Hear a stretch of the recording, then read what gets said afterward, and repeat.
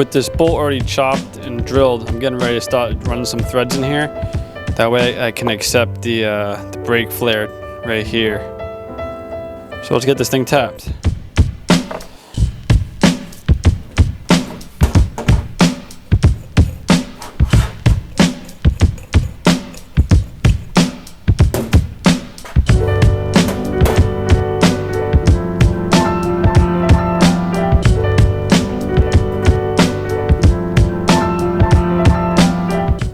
Alright, so I like how this fits right here, nice and flush. Enough thread too where I can squeeze it between this panel. So now I just have to turn this down to make it flush in there, and I can do my weld. So basically I want to get it to sit like that, then run a weld right around here, and that'll be that. Alright, let me get this fixed up in the lathe, and we'll get this welded.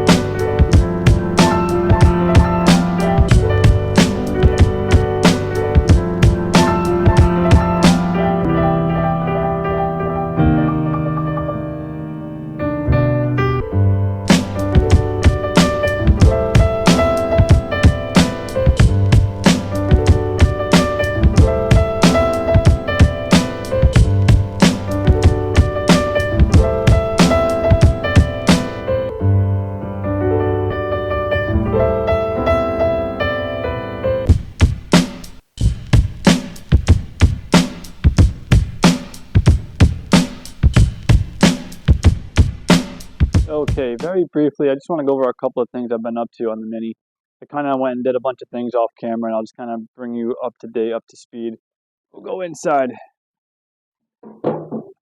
Okay, as you can see, quite a bit of mess of brake lines here, but everything is almost in here except for the clutch line. I'm just waiting for a piece that goes into the clutch slave cylinder, which is right here. I thought I had the right clip that it just goes in and press fits, but I think I lost it. It's on the shelf somewhere, but I'm gonna try and find another one. But let's see if we can see what's going on in there. Nothing too crazy. I didn't go nuts with it, more temporarily than anything. I'll have to go back and kind of cover over everything later on at a different date. All right, while we're in here, I'm just using the stock Audi stocks for the turn signals and the lights and the wiper assembly. It's just got a little pinch bolt here with an embedded slot, so I just made a little groove in my steering column here.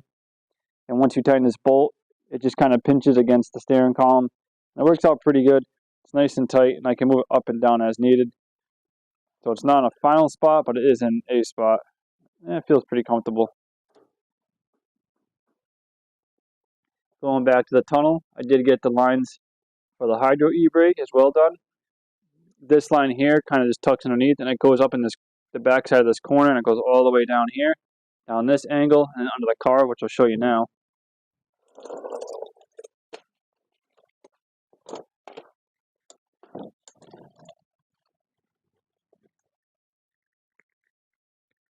So it tucks up there between the gear select there and the cup holder.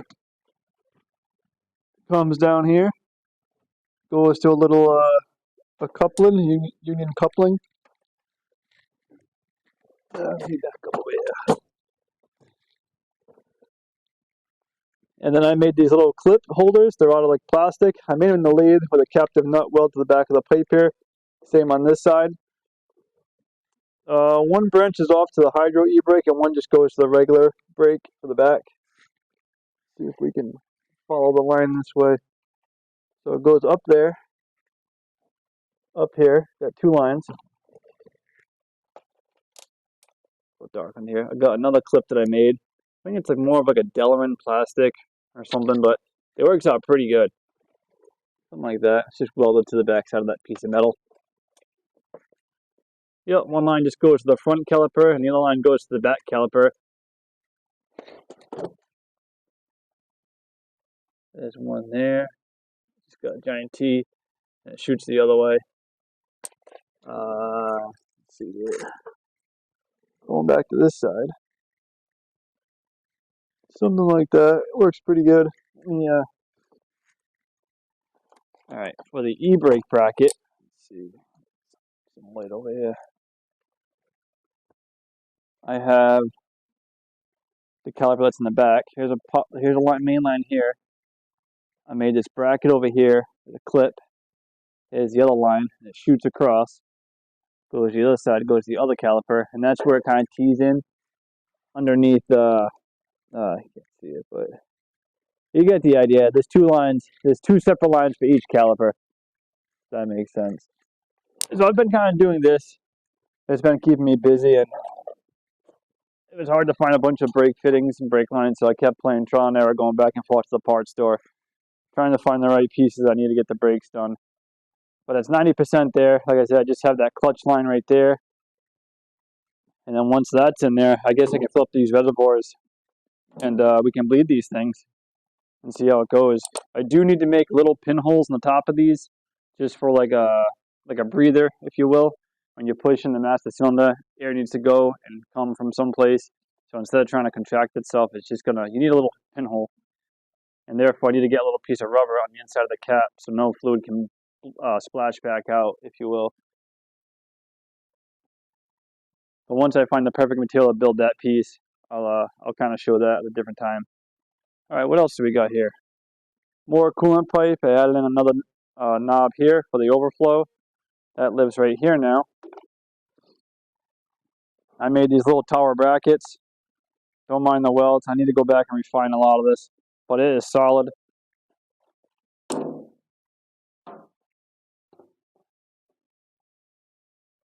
So So not only is it bolted on the up top up there with captive nuts, it sits on this little plate right there. That way there's no up and down movement, so it's quite solid. And I kind of wanted to keep it more forward so you kind of showcase the reservoirs here. I didn't want to put this up here where it would normally live and cover that, because I do like this as it's a cool feature that I'm pretty happy with. So I kind of want to show that off when you open the hood. And speaking of hood, I did have I have some gas shocks now that'll aid in the hood and keeping it open instead of having that little stick that you put on the side here to hold the hood up. I just did some gas shocks. There's nothing crazy about them. Just like a cheap Amazon gas shock, just the smallest one I could find. But I'll prop the hood up on there now so you can see how it sits. I forgot to mention one other thing with the brake lines here. Going back under here, I do have one line shooting across the passenger side, and that's going to be for the front right wheel. I ran it inside because running that line up in the engine bay would have been real close to the motor. I'm afraid like the line could get really hot and boil. I think right up in there would be the best spot for it. Going back under the bonnet here, I got one fitting coming out here and just shoots straight down right into the normal spot where the flex line would meet for the front caliper. That one came out pretty good. Happy with that. This side, on the passenger side, I have it so it sticks out up here, comes down over here next to the coil, but not interfering it, which is good. And then it shoots down right there, connects here, and right to the caliper. And that came out pretty good. All right, back to the bonnet here. If you follow me on Instagram, you already seen this. I did this a couple weeks ago. But yeah, with the gas shocks, quite happy with that.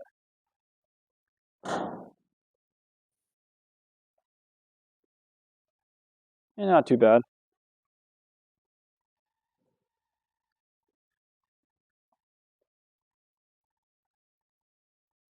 Yeah, quite pleased with that.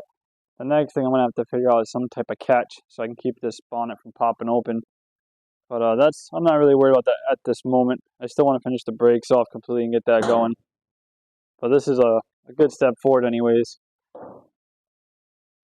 And I have been working on the exhaust too a little bit. I was adding on to the downpipe. I have a main section here with one pie cut on it. Just a long section here. And I'll show you where that's going to connect underneath the car.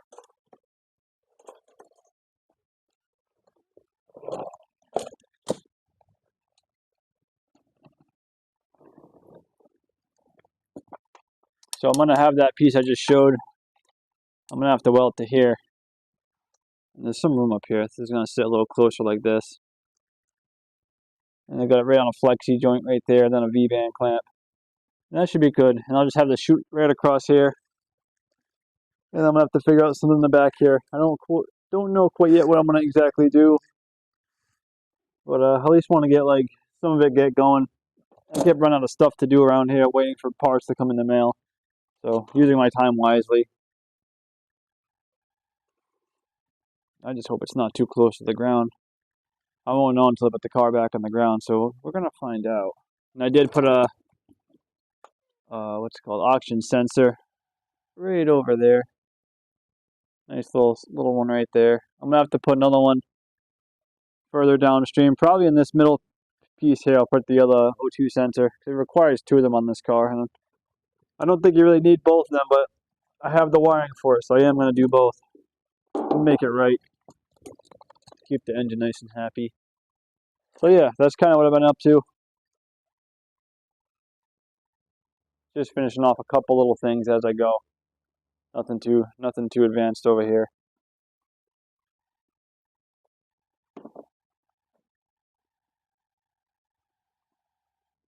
So now we're pretty much up to speed where I'm at with this car.